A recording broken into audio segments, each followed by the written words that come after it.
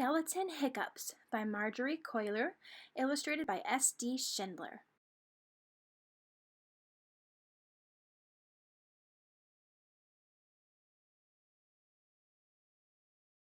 Skeleton woke up. He had the hiccups. Hic, hic, hic. Hic, hic.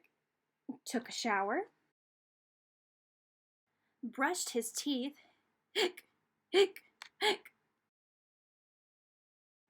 Polished his bones. Hic, hic, hic. Carved a pumpkin. Hic, hic, hic.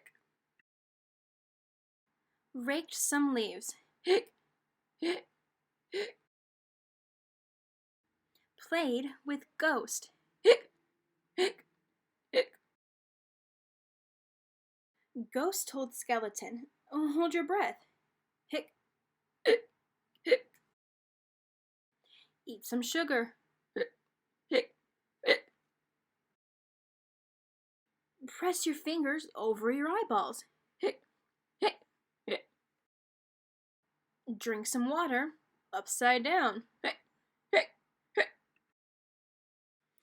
Ghost made a face.